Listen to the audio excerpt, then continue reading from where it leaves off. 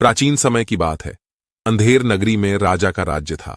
उस राजा का नाम भारमल था। उस राज्य के लोग बहुत खुशहाल होकर रहते थे। उस राजा की 3 संतान थी। राजा का बगीचा देवराज इंद्र के बगीचे से अधिक सुंदर था। राजा के बगीचे में बहुत सारे अलग अलग तरह के पेड़ फूल लगे हुए थे। राजा के बगीचे में एक विचित्र सा पेड़ था, जिस पेड़ से सोने के फल उगा करते थे। राजा उस पेड़ की निगरानी बहुत अच्छे से करता था। उसने अपने बगीचे में बहुत सारे सैनिक तैनात किए हुए थे।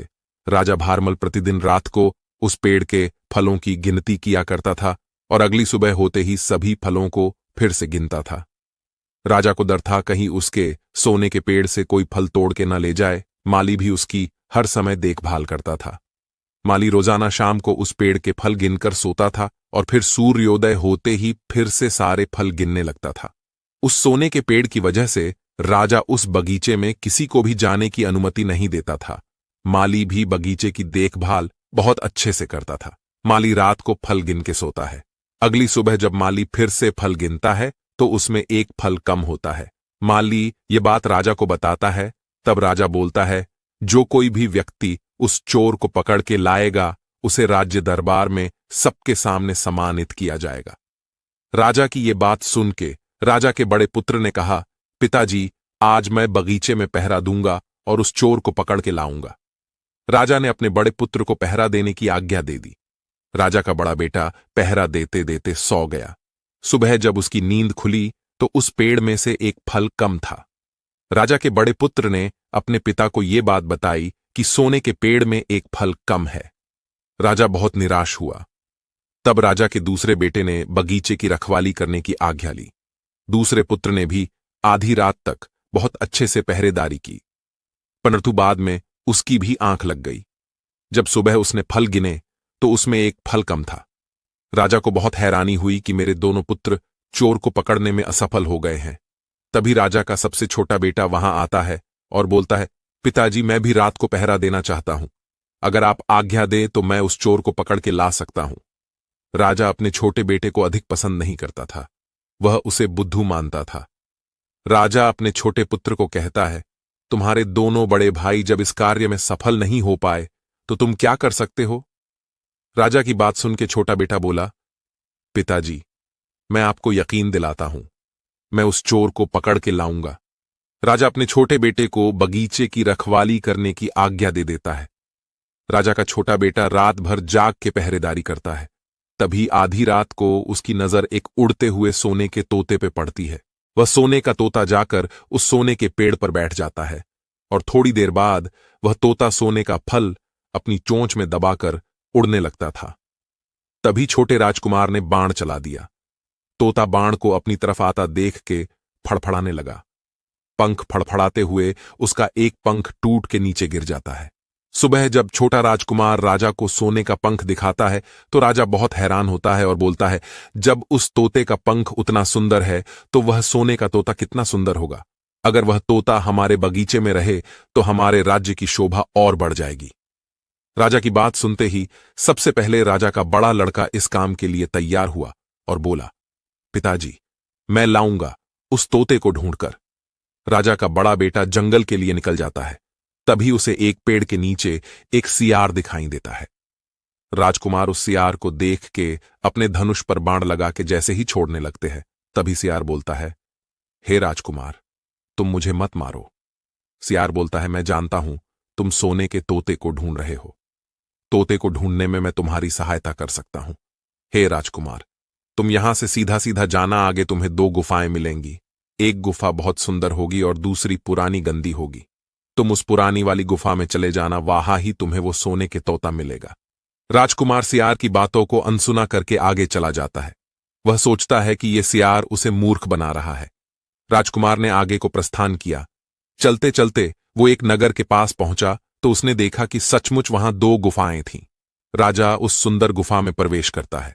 वहां का खुशनुमा माहौल देख के वह अब कुछ भूल जाता है।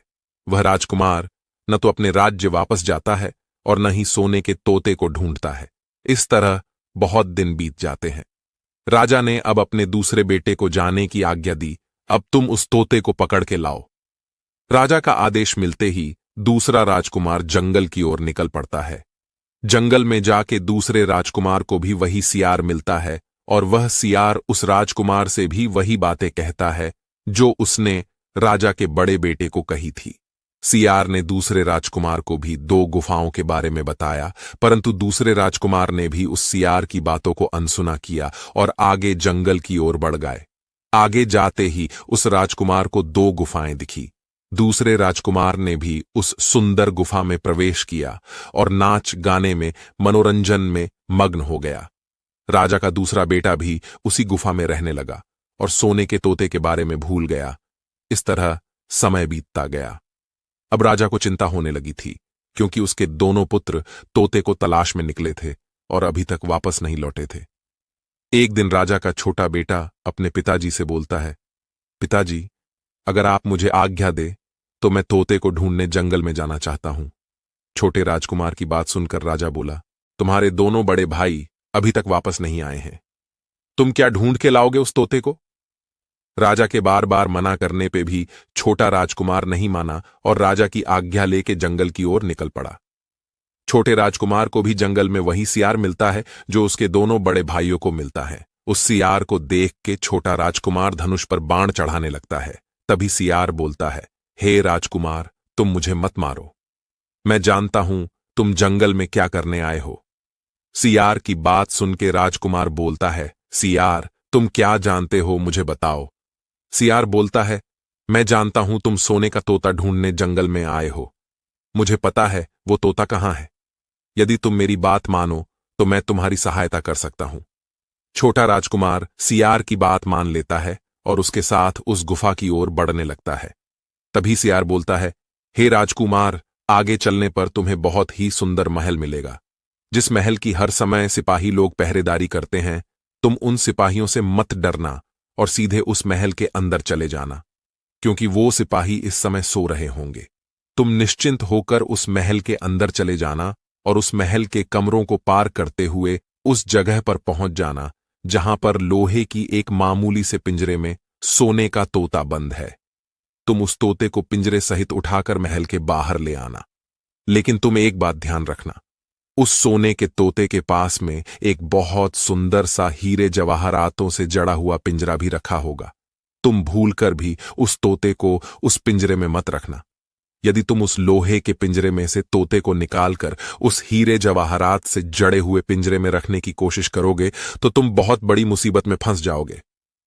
मित्र, इतना कहने के बाद और थोड़ी ही देर में राजकुमार के लिए उस महल के पास में पहुंचा दिया। राजकुमार ने देखा ही, सच में वहां के सिपाही गहरी नींद में सोए हुए थे। राजकुमार डरते डरते उस महल के अंदर प्रवेश करता है। महल में अंदर जाने पे थोड़ा ही आगे उसे तोते का पिंजड़ा दिखाई देता है, जिस पिंजड़े में वह सोने का तोता बंद होता है। तभी उसकी नजर अपने बगीचे के फलों पे पड़ती है। उसे यकीन हो जाता है कि ये वही तोता है जिसने हमारे बगीचे से फल चुराए थे। राजकुमार उस तोते को देखने लगता है। राजकुमार की नजर उस हीरे ज्वारत के पिंजड़े पर पड़ती है। वह पिंजड़ा बहुत अधिक सुंदर दिखाई पड़ता है। राजकुमार उस तोते को लोहे के पिंजड़े से निकलकर उस हीरे ज्वारत के पिंजड़े में डाल देता है। जैसे ही तोता दूसरे पिंजड़े में जाता है, वह जोर जोर से शोर मचाने लगता है। तभी उसे उस सियार की बात याद आ जाती है। इतने में उस राज्य के सिपाही उस राजकुमार को बंदी बना लेते हैं और राजा के पास दरबार में ले जाते हैं। वह राजकुमार राजा को सारी बात बता देता है। राजा उस छोटे राजकुमार की बात सुन के बोलता है, तुमने हमारे राज्य में घुसकर चोरी करने की सोची थी, इसलिए मैं तुम्हें फांसी की सजा सुनाता हूं। तभी राजा थोड़ा सोच विचार करके राजकुमार से बोलता है, राजकुमार, तुम एक राज्य के राजकुमार हो, इसलिए मैं तुम्हें एक मौका देना चाहता हूं। यदि तुम मेरे लिए सोने का हिरण लाके मुझे दे दोगे तो मैं तुम्हारी सजा माफ कर दूंगा, साथ ही ये सोने का तोता भी तुम्हें दे दूंगा। राजकुमार को अपनी जान बचाने के लिए राजा की वो शर्त माननी पड़ी। अब राजकुमार सोने के मृग की तलाश में निकला। उस महल से बाहर जाने के बाद में राजकुमार ने देखा कि वो सियार उसका इंतजार कर रहा है। उस राजकुमार ने जाकर उस सियार को सभी बातें समझाई। उसी समय पर सियार ने बड़े निराश होकर के कहा, हे भाई, अब मैं तुम्हारी कोई मदद नहीं कर सकता। तुमने मेरे बताए अनुसार कोई काम नहीं किया है, जैसा मैंने पहले तुम्हें समझाया था। यदि तुम उसी प्रकार से काम करते तो आज तुम इतनी बड़ी मुसीबत में नहीं फंसते। राजकुमार बोला, मुझसे बहुत बड़ी गलती हो गई, मुझे माफ कर दो और एक बार मेरी मदद और कर दो। तुम्हारी बिना सहायता के मैं सोने का मृग नहीं ला पाऊंगा। मुझे यहां के राजा ने एक सोने का मृग लाने के लिए कहा है। यदि मैंने ऐसा नहीं किया, सोने का मृग लाकर नहीं दिया, तो यहां का राजा मुझे वो सोने का तोता नहीं देगा और मुझे फांसी पर लटका देंगे। तब सियार बोलता है, हे राजकुमार, कुछ आगे ही जाओ, वहां तुम्हें एक महल मिलेगा। उस महल के बगीचे में तुम्हें वहां सोने का हिरण मिल जाएगा। उस हिरण के पास 2 रस्सी रखी होगी। याद रहे, तुम्हें साधारण वाली रस्सी उठानी है और उस रस्सी से हिरण को बांध के लाना है। जैसे ही तुम उस हिरण को रस्सी बांधोगे, वह हिरण घोड़े की तरह भागने लगेगा। याद रहे, यदि तुमने दूसरी चमकती हुई रस्सी उठाई तो तुम फिर से मुसीबत में पड़ सकते हो। उस सियार की बात सुन के राजकुमार बोलता है, हे सियार, इस बार मैं कोई भूल नहीं करूंगा। राजकुमार उस बगीचे की ओर चल देता है। तब राजकुमार सीधा उस किले के अंदर घूमता हुआ सीधे उस बगीचे में जाता है। तो किले में जाकर उसने देखा कि सभी नौकर चाकर सो रहे हैं। फिर थोड़ी देर में वो राजकुमार उस महल के पास में जो बगीचा था, उस बगीचे में जब पहुंचा तो उस बगीचे में एक बहुत ही सुंदर सोने का मृग घूम रहा था। राजकुमार ने उस बगीचे में जाकर देखा, वो मृग वास्तव में सोने का मृग था। राजकुमार ने आगे बढ़कर उस मृग को पकड़ लिया। जब वो उसे लेकर उस बगीचे से बाहर निकलने वाला था तो उसकी नजर एक कोने में पड़ी हुई सोने की रस्सी पर गई। वो रस्सी दिखने में बहुत सुंदर लग रही थी और उसमें हीरे मोती चमचमा रहे थे। उसके पास में एक और पुरानी सी साधारण रस्सी पड़ी हुई थी। इतनी सुंदर मृग पर पुरानी साधारण सी रस्सी बांधना अच्छा नहीं लगेगा। राजकुमार उस सोने की रस्सी के लोभ में पड़ गया। उसने वो साधारण रस्सी को छोड़कर सोने की रस्सी उठा ली और उसके गले में बांधने लगा। तभी हिरण जोर जोर से शोर मचाने लगा, जिस कारण सभी नौकर चाकर उठ गए और उस छोटे राजकुमार को बंधी बनाकर राजा के सामने पेश किया। राजा ने छोटे राजकुमार की सारी बात सुनी और फांसी का हुक्म सुना दिया। राजा ने छोटे राजकुमार को एक मौका देने के बारे में सोचा। राजा ने, हे राजकुमार, यदि तुम मेरे लिए हीरे जवाहरात वाले महल की राजकुमारी को लाके दे दो तो मैं तुम्हारे प्राण बख्श दूंगा और साथ ही ये सोने हिरण भी भेंट में दूंगा। राजा की बातें सुन के राजकुमार ने हां में सिर हिलाया और राजमहल से बाहर आ गया। छोटा राजकुमार बहुत निराश था। वह सियार के पास गया और सारी बात बता दिया। सियार ने कहा, हे राजकुमार, तुमने इस बार भी मेरी बात नहीं मानी और फिर से नई मुसीबत में फंस गए हो। सियार को अब बहुत गुस्सा आ रहा था। राजकुमार ने सियार से बहुत विनती की, हे सियार, मेरी सहायता करो, मैं तुम्हारी सहायता के बिना कुछ नहीं कर सकता। तब सियार छोटे राजकुमार से बोलता है, मैं तुम्हें उस महल तक पहुंचाऊंगा, परंतु तुम उस महल के बाहर छुपे रहना। जब राजकुमारी स्नान करने के लिए बाहर आएगी तब तुम उस राजकुमारी का हाथ पकड़ लेना। तुम जैसे ही राजकुमारी का हाथ पकड़ो तुरंत उसे अपने साथ ले आना बाहर। लेकिन राजकुमार, एक बात तुम मेरी गांठ बांध कर रख लो। राजकुमारी तुम्हें महल में वापस जाने को कहेगी, अपनी प्यारी प्यारी बातों में फंसाएगी, परंतु तुम उसकी बातों में नहीं आना, नहीं तो फिर तुम मुसीबत में फंस जाओगे। महल के पास पहुंचते ही वो राजकुमार एक वृक्ष की आड़ लेकर खड़ा हो गया। मित्रों, इधर राजकुमारी सरोवर में स्नान करने के लिए महल से बाहर आई तो उसी समय पर राजकुमार ने बड़ी हिम्मत बांधकर आगे बढ़ के राजकुमारी का हाथ कसकर पकड़ लिया। राजकुमार के छूते ही राजकुमारी उसके साथ चलने को तैयार हो गई। राजकुमारी कहने लगी, हे राजकुमार, तुम मुझे जहां भी ले जाना चाहते हो, मैं वहां तुम्हारे साथ चलने को तैयार हूं, बस मुझे अपने माता पिता से मिलने दो। राजकुमार को सियार की बात अच्छी तरह से याद थी। सोचने लगा कि अब मैं कोई गलती नहीं करूंगा। तो राजकुमार ने कहा, नहीं राजकुमारी, ऐसा नहीं हो सकता, तुम्हें अभी तुरंत ही मेरे साथ चलना पड़ेगा। राजकुमार की बात सुनकर राजकुमारी रोने लगी। राजकुमारी को रोता हुआ देखकर राजकुमार को उस पर दया आने लगी। एक स्त्री के आंसुओं ने उसे पिघला दिया। इस प्रकार दयालु राजकुमार का मन पिघल गया। अंत में राजकुमार राजी हो गया और कहने लगा कि हे राजकुमारी, तुम रो नहीं। थोड़ी देर के लिए तुम अपने माता पिता के पास जाओ और उनसे मिलकर शीघ्र मेरे पास लौट आना। मित्रों, तुम उसी समय पर उस पर सवार हो जाना और सवार होने के बाद उन सभी लोगों से विदा मांगना और राजकुमारी से सबसे बाद में विदा लेना। जैसे ही तुम राजकुमारी चंद्रकला के पास विदा मांगने के लिए जाओ, तो उसी समय राजकुमारी चंद्रकला का हाथ पकड़कर इस मृग पर बैठा लेना और फिर मृग को वहां से दौड़ा देना। राजकुमार, वो इतनी तेज गति से दौड़ता है कि उसे कोई घुड़सवार नहीं पकड़ सकता। जाओ, पहले तुम ये काम पूरा करो, उसके बाद मैं तुम्हें आगे का रास्ता बताऊंगा कि फिर आगे क्या करना है। राजकुमार उस राजा के पास जाता है जिस राजा का सोने का मृग था। उस राजा ने खुश होकर उसे इनाम में सोने का मृग दे दिया। राजकुमार उस हिरण पर तुरंत ही सवार हो गया और राजा से वहां से जाने की विदा मांगने लगा। अंत में वो राजकुमार राजकुमारी को उठाकर उस मृग को तेज गति से दौड़ाता हुआ उस महल से बहुत दूर निकल गया। राजकुमार को देखकर वो सियार कहने लगा, बहुत अच्छा राजकुमार, अब तुम यहां से जाने के बाद उस सोने के तोता के लिए भी प्राप्त करो। तुम ये मृग लेकर सोने के तोता वाले राजा के पास जाओ। वो राजा सोने के हिरण को देखकर बहुत प्रसन्न हो जाएगा। उस समय सोच समझकर काम नहीं करेगा। तुम उस राजा के हाथ से पिंजरा ले लेना और जब वो सोने का मृग आपसे मांगे तो मृग की पीठ पर बैठकर वहां से छू मंतर हो जाना और ऐसे में कोई भी व्यक्ति तुम्हें पकड़ नहीं पाएगा। इस बार भी राजकुमार ने ठीक वैसा ही किया जैसा कि सियार ने बताया था।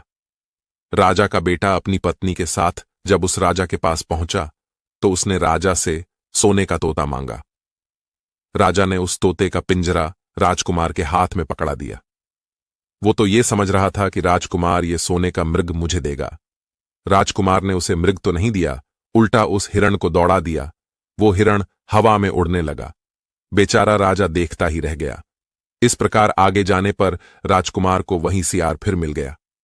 तब राजकुमार ने उस सियार से कहा, हे भाई, तुमने मेरे इतने लंबे सफर में बहुत मदद की है।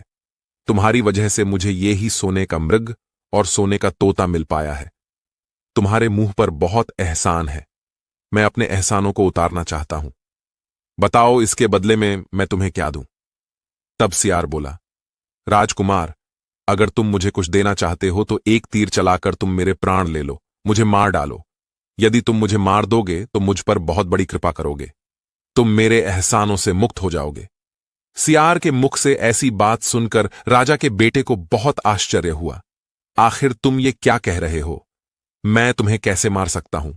तुमने तो मेरी इतनी बार जान बचाई है, इतने लंबे सफर में मेरी कई बार मदद की है। इसके बदले में तुम्हारी जान ले लूं, ये अपराध मैं नहीं कर सकता। सियार बोला, यदि तुम मेरा ये छोटा सा काम नहीं कर सकते हो तो फिर ठीक है, जाओ। लेकिन याद रखना, मैं तुम्हारी भलाई के लिए तुम्हें 2 बातें बताता हूं। मेरी इन 2 बातों को हमेशा याद रखना। पहली बात, तुम यहां से जाने के बाद किसी कुएं की दीवार पर मत बैठना। दूसरी बात, तुम ऐसे आदमी के लिए कभी धन खर्च मत करना जिसको फांसी लगने वाली हो। सियार की बात सुनकर राजकुमार कहने लगा, मैं भला किसी कुएं की दीवार पर क्यों बैठूंगा और मैं ऐसे आदमी के लिए धन खर्च क्यों करूंगा जिसको फांसी लगने वाली हो। इस प्रकार से वो सियार राजकुमार को 2 बातें बताकर वहां से चला गया और वो राजा का बेटा भी अपनी पत्नी और सोने के तोता के साथ उस कर आगे को चल देता है। कुछ ही समय में वो उसी छोटे से नगर में पहुंचता है जहां उसने उस गुफा में प्रवेश किया था जिसमें वो दोनों गुफा बनी हुई थी। जैसे ही वो उस नगर में पहुंचा तो उस नगर के लोग राजकुमार को देखने के लिए बाहर निकल आए। उन्होंने देखा कि एक सोने के मृग के ऊपर एक राजकुमार और एक सुंदर राजकुमारी बैठे हैं। राजकुमार के हाथों में एक सोने का सुंदर तोता है। ये देखकर वे सब लोग आश्चर्यचकित रह गए मित्रों। तब तक राजकुमार ने देखा कि उस नगर के बगीचे में एक जगह पर बहुत से लोग इकट्ठे बैठे थे और वहां पर कुछ शोर सा हो रहा था। राजकुमार के पूछने पर वहां के लोगों ने बताया कि वहां पर 2 लोगों के लिए फांसी देने की तैयारी हो रही है। नगर के लोगों की बात सुनकर राजकुमार उसी तरफ जाने लगा। वहां पहुंचने पर उस राजकुमार ने देखा कि जिन 2 लोगों को फांसी होने वाली थी वे उसी के दोनों बड़े भाई थे। वे लोग तब से लेकर अब तक उसी सजी हुई सुंदर गुफा में रह रहे थे और वो तरह तरह के बुरे कामों में लिप्त हो चुके थे। सुंदर सुंदर युवतियों के बीच रहकर उनका चरित्र बिगड़ गया था। शराब पीने वालों के साथ रहकर वे शराबी हो गए थे। जुआरी लोगों के साथ रहकर वे जुआ खेलने लगे थे। उनके पास जितना धन था वो सारा धन जुए में हार चुके थे। उन्होंने उस गुफा में रहते रहते नगर के लोगों से बहुत सारा पैसा भी मांग लिया था। इन्हीं सब बातों से परेशान होकर अब नगर के लोग उन दोनों राजकुमारों के लिए फांसी लगाने के लिए जा रहे थे। आखिर वो राजकुमार भला ये सब देखकर कैसे होने देता। उसने तुरंत जाकर के नगर के लोगों से कहा, हे भाइयों, आप मुझसे ये पैसे ले लो और इन लोगों के लिए छोड़ दो। उस छोटे राजकुमार के बार बार निवेदन करने पर नगर के लोगों ने पैसे लेकर उन्हें छोड़ने के लिए राजी हो गए। मित्रों, अब तो छोटा राजकुमार अपने दोनों भाइयों से मिलकर बहुत प्रसन्न हुआ और वे तीनों वहां से आगे के लिए चल दिए। वहां से कुछ दूर चलने पर जंगल में उन्हें एक कुआं दिखाई दिया। कुएं को देखकर बड़े राजकुमार ने कहा, चलो भाइयों, हम लोग बहुत दूर से चलकर आए हैं। इस कुएं के पास बैठकर थोड़ी देर आराम करते हैं। यहां पर कुछ जलपान करने के बाद हम लोग आगे के लिए प्रस्थान करेंगे। मित्रों, बड़े भाई की बात सुनकर छोटा राजकुमार राजी हो गया। छोटा राजकुमार उस सियार की बात भूल चुका था। वह दीवार पर बैठ गया। तब उसके दोनों भाइयों ने मौका देखकर उसे कुएं में धकेल दिया। उसके बाद वह लोग घर लौट आए। राजा के दोनों बेटे बहुत ही चालाक थे। दोनों राजकुमारों ने राजा से कहा, पिताजी, हम इस सोने का तोता ले आए हैं। साथ ही हम एक सोने का हिरण भी लेके आए हैं और एक सुंदर राजकुमारी भी है। उधर छोटा राजकुमार तो उस कुएं में पड़ा था। भगवान की कृपा से वो मरा नहीं था, क्योंकि उस कुएं में डूबने लायक पानी नहीं था। वो बेचारा कुएं में पड़ा पड़ा अपने भाग्य को कोस रहा था। तब वो सियार की बात याद करके बहुत पछताने लगा। यदि मैंने उस सियार की बात आज मानी होती तो इतनी बड़ी मुसीबत में नहीं पड़ता। उधर राजकुमार ने जैसे ही उस सियार को याद किया तो वो सियार उसी क्षण प्रकट हो गया। सियार कहने लगा, मैंने तुम्हें बार बार समझाया था, मगर तुम मेरी बातों को भूल जाते थे। मैंने तुमसे कहा था कि किसी कुएं की दीवार पर मत बैठना और ऐसे लोगों की मदद मत करना जिनको फांसी होने वाली हो। तुम किसी के साथ जितना मर्जी अच्छा कर लो, कुछ लोग कभी भी नहीं बदलते। नंबर 1, जिसे किसी को जुआ, शराब, गांजा, चरस आदि की ओर दुष्ट नारियों के झूठे प्रेम में पड़ जाता है, वो अपनों को भी भुला देता है। नंबर 2, झूठ बोलकर धन कमाने वाला, धन का अत्यंत लालची होते हैं। नंबर 3, वेश्या और चापलूसी करने वाला पहले का शत्रु, ये कभी अपने नहीं होते। इन्हें अपना समझने वाला महामूर्ख कहलाता है। तुमने मेरी एक भी बात नहीं मानी। मैं आखिरी बार तुम्हारी मदद करता हूं। लो राजकुमार, मैं तुम्हारे लिए छोटी सी रस्सी डालता हूं। तुम इस रस्सी को पकड़कर कुएं से बाहर निकल आओ। इतना कहकर उस सियार ने एक छोटी सी रस्सी उस कुएं में लटका दी और देखते ही देखते वो रस्सी का आकार बहुत लंबा हो गया। कुएं में गिरे हुए उस राजकुमार के पास तक जा पहुंची। तब राजकुमार उस रस्सी को पकड़कर बाहर निकल आया। तब सियार ने उससे कहा, हे राजकुमार, जाओ, अब तुम अपने घर के लिए जाओ। लेकिन राजकुमार, तुम होशियार रहना। तुम्हारे भाई तुम्हारी जान के दुश्मन हैं। वे लोग जरूर तुम्हें कहीं ना कहीं ढूंढ रहे होंगे।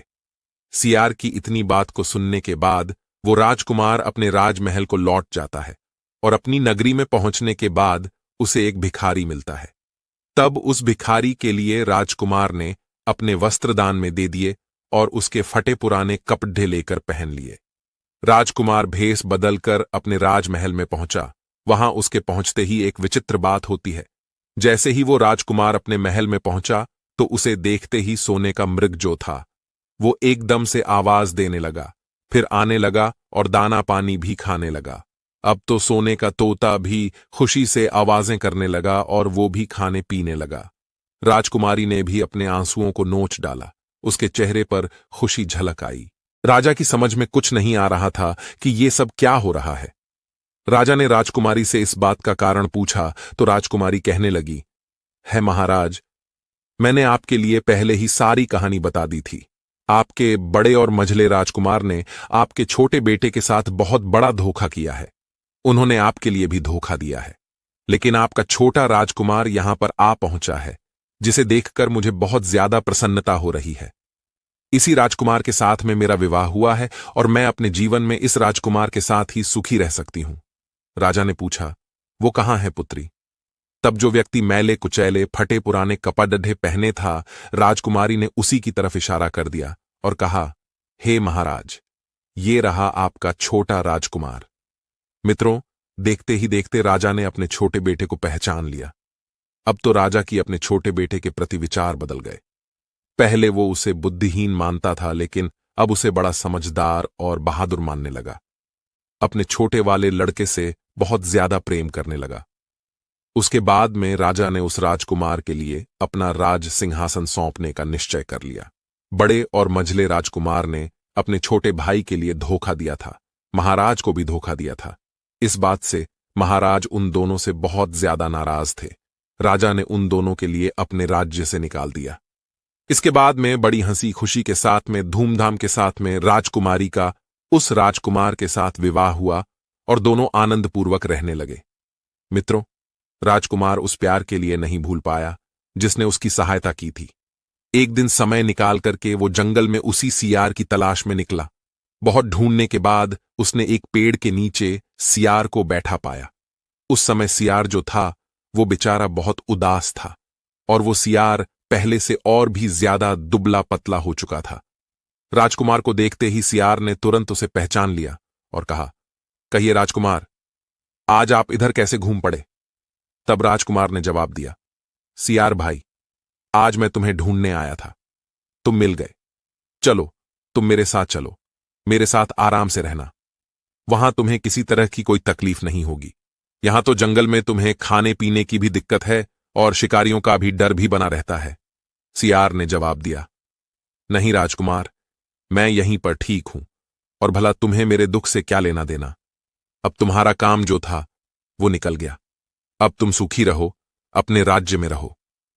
तब राजकुमार कहने लगा, नहीं, तुमने मुझ पर बड़ा उपकार किया है। इसके बदले में मैं तुम्हारे लिए कुछ देना चाहता हूं। तुम्हें अपने साथ में रखना चाहता हूं, अपने पास। तुम्हें देखने के बाद राजकुमारी भी बहुत ज्यादा प्रसन्न होगी। वो भी तुमसे मिलना चाहती है। तब सियार ने कहा, भाई, यदि तुम वास्तव में मुझे कुछ देना चाहते हो तो तुम मेरा एक काम कर दो। मैंने तुमसे पहले भी कहा था कि तुम तीर चलाकर मुझे मार दो, इसी से मेरा लाभ होगा। असल में मैं एक जादूगर ने मुझ पर जादू कर दिया है। मैं सियार नहीं हूं। मुझे जादू के प्रभाव से सियार बना दिया है। मैं तो उसी देश का राजकुमार हूं जहां की राजकुमारी से तुम्हारा विवाह हुआ है। असल में ये राजकुमारी जो तुम्हारी पत्नी है, ये मेरी छोटी बहन है। यदि तुम तीर चलाकर मुझे मार दोगे तो आज उस जादू से हमेशा हमेशा के लिए मुझे मुक्ति मिल जाएगी और उसके बाद में फिर से मैं अपने देश के लिए लौट जाऊंगा। राजकुमार को सियार की ये बात सुनने के बाद बड़ा आश्चर्य होता है। उसने तुरंत ही अपने धनुष पर तीर चढ़ाया और सियार के ऊपर चोद दिया। उस तीर के लगते ही वो सियार मर गया और उसी समय एक सुंदर सा राजकुमार प्रकट हो गया। फिर वे दोनों राजकुमार आपस में गले मिले और महलों के लिए वापस लौट आए। अपने भाई को देखकर वो राजकुमारी भी बहुत प्रसन्न होती है। मित्रों, कुछ दिन वहां रहकर वो राजकुमार अपने नगर को लौट जाता है।